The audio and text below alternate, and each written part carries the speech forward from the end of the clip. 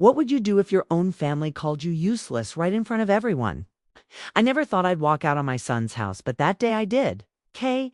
And just wait until you hear what happened to my daughter-in-law after I left. Trust me, you won't see this coming. You know, there are some days you wake up and just know it's going to be a good one.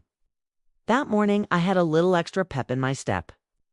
The sun was shining, the birds were singing, and for once, my knees weren't creaking like an old rocking chair. I've been looking forward to this day all week, a long overdue hair appointment. A little pampering, maybe even a stop at the bakery for one of those cinnamon rolls I always tell myself I shouldn't have. But hey, at my age, I figure I've earned a few guilty pleasures. I just finished my second cup of coffee and was about to head out the door, purse in hand, when my phone buzzed. Now, I don't know about you, but I've learned to dread that particular ringtone. It's the one I set for family, and more often than not, it means someone needs something. Sure enough, it was Harper, my daughter-in-law. Harper's a piece of work, always perfectly put together, always in control, and always somehow just a little bit dissatisfied with the world around her. She's got a way of making a simple request sound like a royal decree, and today was no different. I opened her message, expecting maybe a quick question about the kids or a recipe. Instead, I read, "Cancel your appointment and come clean the house. It's the least you can do. No, please. No, if you have time. Just a command, plain as day." I stared at the screen, half expecting it to start barking orders at me like a drill sergeant. Now let me tell you, I've spent most of my life putting others first. I raised 3 kids, while working 2 jobs, and still managed to keep a house cleaner than a hospital. I've scrubbed floors, folded mountains of laundry, and cooked more meals than I can count. And now, after all these years, I'm supposed to drop everything because Harper can't find the vacuum. The nerve! I sat down at the kitchen table, my appointment card still clutched in my hand. I could feel my blood pressure rising, and not just because I was about to miss my hair appointment. It was the principle of the thing. When did it become my job to be at everyone's beck and call? When did I become the family maid instead of the matriarch?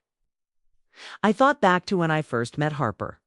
She was sweet then, nervous even, trying so hard to impress me. I remember her bringing over a pie store-bought, but I didn't say a word. I just smiled and thanked her, because that's what you do. Over the years, though, something changed. Maybe it was the stress of raising kids, or maybe she just got too comfortable. Either way, the requests started coming more often, and the gratitude started fading away. I looked around my own house, still tidy from my morning routine. I'd already vacuumed, wiped down the counters, and even watered the plants. My to-do list was clear, and for once, I was going to do something for me. Here I was, being told, not asked, to give up my one little luxury for the week. I picked up my phone, my fingers hovering over the keyboard. I could feel that old familiar tug, the one that says, "Just do it. It's easier than arguing." But something in me snapped. Maybe it was the way she phrased it, or maybe I was just tired of always being the one to bend. I thought about all the times I'd dropped everything to help out, all the times I'd put my own needs last. Was it really the least I could do, or was it just the easiest thing for everyone else? I set my phone down and took a deep breath. I could almost hear my mother's voice in my head, telling me to stand up for myself. "You teach people how to treat you," she used to say. Well, maybe it was time I started teaching, but before I could respond, I started to second-guess myself. What if I said no? Would my son be upset? Would the grandkids think I didn't care? The guilt started creeping in, as it always does. But then I remembered something my friend Carol told me over coffee last week. She said, "If you don't take care of yourself, no one else will." And you know what? She was right. So I decided then and there, I wasn't going to cancel my appointment. I wasn't going to let Harper's demands ruin my day.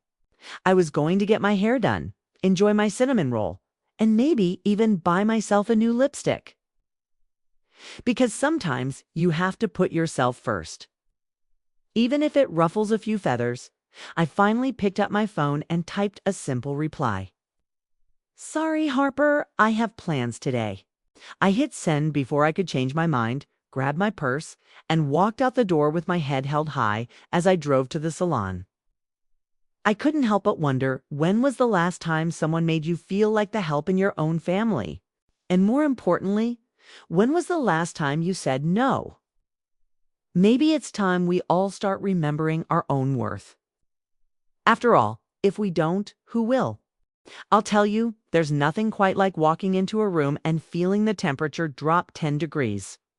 Even when the thermostat says 72. That's exactly what happened when I stepped into Harper's house that afternoon. I'd barely crossed the threshold before I saw her arms crossed, lips pursed, tapping her foot like she was waiting for the maid to show up late. The whole family was there too. My son Mason sat on the couch, eyes glued to his phone, pretending not to notice the tension. The grandkids were sprawled on the floor, half-heartedly playing with their toys, and Harper's mother, Evelyn, perched on the armchair, giving me that look she always does, the one that says, "You're not quite good enough for my daughter, and I'm still not sure how you managed to raise a son like Mason. Honestly, if looks could kill, I'd have been 6 feet under years ago." I took a deep breath and tried to keep my chin up. I wasn't about to let Harper or her mother see me sweat. But before I could even say hello, Harper launched right in, her voice sharp enough to slice bread. "Cancel your appointment and come clean the house. It's the least you can do. No greeting, no small talk, just straight to business." I glanced around and saw the mess dishes piled in the sink, toys scattered everywhere, laundry overflowing from a basket in the hallway. It looked like a tornado had blown through, and I guess I was supposed to be the cleanup crew now. I don't know about you, but there's something about being ordered around in front of an audience that just rubs me the wrong way. I could feel every pair of eyes in the room on me, waiting to see what I do. For a split second, I thought about just rolling up my sleeves and getting to work, if only to keep the peace. But then I remembered the way Harper had texted me earlier, like I was some kind of afterthought, and I felt that stubborn streak rise up in me. I've spent my whole life putting others first. But there comes a time when enough is enough. I looked Harper right in the eye and said, as calmly as I could, "No, Harper, I have plans today." My voice was steady, but my heart was pounding, so loud I was sure everyone could hear it. For a moment, there was silence. Could have heard a pin drop, or more likely, a Lego, given the state of the living room floor. And then Harper exploded. I mean, really exploded. She shot up from her chair, her face turning a shade of red I'd only ever seen on ripe tomatoes. "You're useless," she screamed, her voice echoing off the walls. "You never help. You never do anything for this family." She was practically shaking, and I could see the kids freeze, their eyes wide as saucers. Mason finally looked up from his phone, his mouth opening and closing like a fish out of water, but he didn't say a word. Evelyn just sniffed and looked away, as if she'd seen it all before. I stood there, stunned. I'd been called a lot of things in my life. Stubborn, opinionated, even a little bossy, but never useless. That word stung not because it was true, but because it was so far from the truth. I thought about all the times I'd babysat at the last minute. All the meals I'd cooked, all the holidays I'd hosted so everyone else could relax. I thought about the sacrifices I'd made, the times I'd bitten my tongue just to keep the peace. And now, in front of everyone, I was being told I was useless. Well, let me tell you, I wasn't about to stick around for Act 2 of the Harper Show. I took a deep breath, straightened my shoulders, and picked up my bag. I could feel the tears pricking at the corners of my eyes, but I refused to let them fall. Not here, not in front of Harper and her mother. I walked to the door, my head held high, and didn't look back. Maybe I peeked a little just to see if anyone was following me. Spoiler alert, they weren't. Mason was still glued to his phone. The kids had gone back to their toys, and Evelyn was already whispering something to Harper, probably about how I'd always been a disappointment. As I stepped outside, the cool air hit my face, and I felt a strange mix of relief and sadness. Part of me wanted to march right back in there and give Harper a piece of my mind. But another part of me knew it wouldn't make a difference. Some people only see what they want to see, and no amount of scrubbing or sweeping was going to change that. I got in my car and sat for a moment, letting the silence wash over me. My hands were shaking, but I felt lighter somehow, like I'd finally put down a heavy load I'd been carrying for years. I thought about calling a friend, maybe going for that cinnamon roll after all. Why not? I deserved it. Driving away, I couldn't help but wonder how many times had I let myself be treated like the help, just to keep the peace. How many times had I put my own needs last, thinking it was the right thing to do? Maybe it was time to start standing up for myself, even if it meant walking away from people who didn't appreciate me. And as I turned the corner, I realized something important. Sometimes the bravest thing you can do is say no and walk out with your head held high. Because if you don't value yourself, who will? It's funny how life has a way of turning the tables when you least expect it. Just a few days after that dramatic showdown at Harper's house, I was sitting at my kitchen table, enjoying a rare moment of peace with my morning coffee, when the phone rang. I glanced at the caller ID and saw it was my son, Mason. Now, Mason isn't the type to call just to chat. It's more of a text if it's urgent kind of guy, so I knew something was up. I answered, bracing myself for whatever family crisis was about to land in my lap. "Mom," he said, his voice sounding more tired than usual. "I don't suppose you have a minute to talk?" I could hear the chaos in the background, kids crying, something clattering to the floor, and what sounded suspiciously like Harper yelling from another room. I took a deep breath and told him I was listening. He launched into the story. And I'll admit I had to bite my tongue to keep from laughing. Apparently, the dishwasher had decided to give up the ghost, flooding the kitchen and leaving a mountain of dirty dishes in its wake. The kids had both come down with some kind of stomach bug, and between the fevers and the mess, Harper was at her wit's end to top it all off. Evelyn Harper's ever so dignified mother had slipped on a pile of laundry in the hallway and twisted her ankle. Mason said the house looked like a war zone, and Harper was not handling it well. I could practically hear the air quotes around that last part. Now, I'm not one to take pleasure in other people's misfortune, especially not my own family's. But I'd be lying if I said I didn't feel a tiny bit vindicated.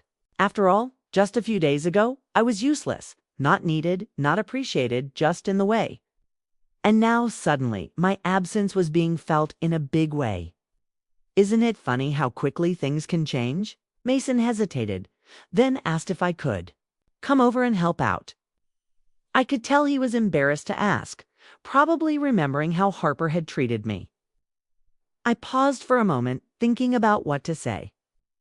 Part of me wanted to rush right over, roll up my sleeves, and fix everything like furs. And fix everything like I always did. But another part of me knew that wouldn't solve the real problem. This wasn't about dirty dishes or sick kids. It was about respect. And the lack of it. Before I could answer, Mason said, "Harper wants to talk to you." That caught me off guard. I could hear the phone being passed, and then Harper's voice came on the line. She sounded different, smaller somehow, and not nearly as sure of herself as usual. "Hi," she said, her voice trembling just a little. I know things got out of hand the other day. I'm sorry. Shouldn't have said what I did." I waited, letting the silence stretch. I wanted her to say more, to really mean it. After a moment, she continued, I need someone to talk to. Not to clean, not to fix everything, just to talk. I'm overwhelmed and I don't know what to do." That was the moment my heart softened. Because as much as Harper could drive me up the wall, I knew what it felt like to be overwhelmed, to feel like you're drowning and no one's throwing you a lifeline. I remembered those days when my kids were little, when the house was a mess, and the bills were piling up, and I felt like I was failing at everything.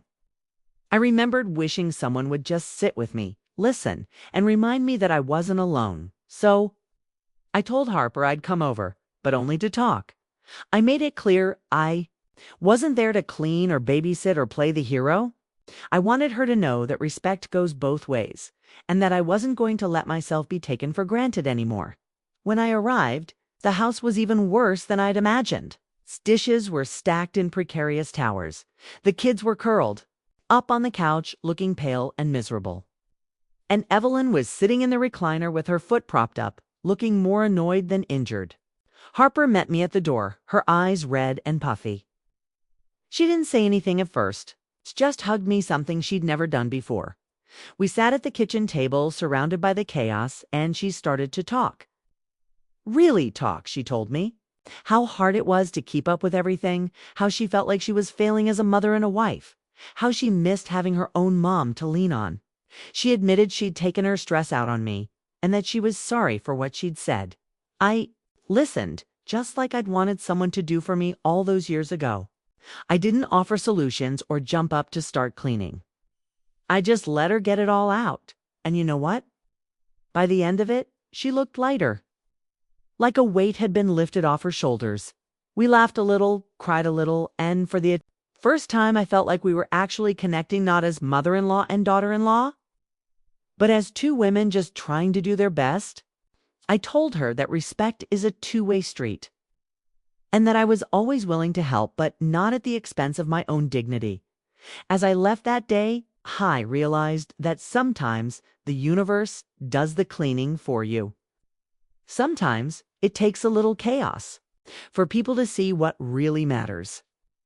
And sometimes the best thing you can do is just be. They're not to fix everything, but to remind someone they're not alone. A few days after the chaos had settled, Harper called and invited me over for coffee. I'll admit, I hesitated for a moment. Old habits die hard, and part of me wondered if I'd walk in and find a mop and bucket waiting for me. But something in her voice was different, softer, more genuine. So I said yes, and the next morning I found myself standing on her porch. A little nervous, but mostly curious about what this new chapter might look like. When I walked in, the house was still a little messy, crumbs on the counter, stray sock under the coffee table, and a faint smell of Lysol in the air. But you know what? It felt lived in, not chaotic. Harper greeted me with a smile, and for the first time in a long time, I felt like I was being welcomed as a guest, not summoned as the help. She poured us both a cup of coffee, and we sat at the kitchen table, the morning sun streaming through the window. There was a moment of comfortable silence, the kind that only comes after a storm has passed. Then Harper looked at me, her eyes a little watery, and said, "I owe you an apology for everything. For what I said, for how I acted, for not seeing how much you do for us." She took a shaky breath and added, "I was overwhelmed, and I took it out on you. I'm really sorry." I could see she meant it, and I felt a wave of relief wash over me. I reached across the table and squeezed her hand. "We all have our moments, Harper. Lord knows I've had mine. But I'm glad you said something. It means a lot." And then, as if a dam had broken, we both started laughing. Not polite, forced laughter, but the real belly-shaking kind that makes your eyes water and your sides ache. We laughed about the dishwasher disaster, about the kids' creative attempts to help by making even bigger messes, and about Evelyn's dramatic tumble over the laundry pile. Don't worry, it's fine, just a bruised ego and a new story to tell at every family gathering. Harper even admitted that she'd tried to use the vacuum and ended up sucking up one of the kids' socks, which promptly jammed the whole thing. "I guess I'm not as handy as I thought," she said, grinning sheepishly. It felt good to laugh. It felt good to let go of all the tension and just be two women sharing stories and coffee.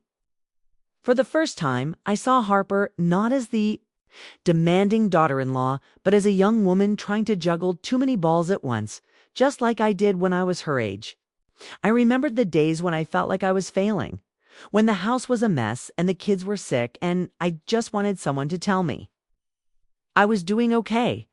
We talked about everything, about motherhood, about marriage, about how hard it is to ask for help and how easy it is to take the people closest to us for granted. Harper admitted that she'd always felt like she had to do everything perfectly, and that asking for help felt like admitting defeat. I told her that sometimes the bravest thing you can do is say no, even when it's hard. Especially when it's hard, ladies, let me ask you, how many times have you put yourself last just to keep the peace? How many times have you bitten your tongue, rolled up your sleeves, and done the work no one else wanted to do?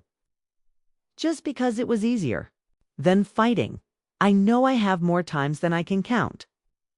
But here's what I've learned. Sometimes saying no is the bravest thing you can do. And sometimes it's the only way people learn to value you. Harper and I made a pact that day. We promised to be honest with each other, to ask for help when we needed it, and to never let things get so out of hand again. We agreed that respect goes both ways, and that it's okay to set boundaries even with family, especially with family. As I got up to leave, Harper hugged me again, tighter this time. "Thank you," she whispered, "for everything, for being here, for listening, for not giving up on me." I hugged her back and told her that's what family is for, not to clean up every mess, but to be there when it matters most. Driving home, I felt lighter than I had in years. I realized that I wasn't just the glue that held my family together, I was also allowed to take care of myself, set limits, and to expect respect in return. And if someone couldn't see my worth, well, maybe it was time to let them clean up their own mess for a change. So, next time someone calls you useless, remember, you are anything but. You are strong, you are wise, and you are the heart of your family. And if they can't see it, well, maybe it's time to put your feet up. Pour yourself another cup of coffee. Let them figure it out for themselves. If you enjoyed this story, don't forget to subscribe and share your own experiences in the comments. We've all got a little Harper in our lives, and sometimes a little laughter and a little lesson goes a long way.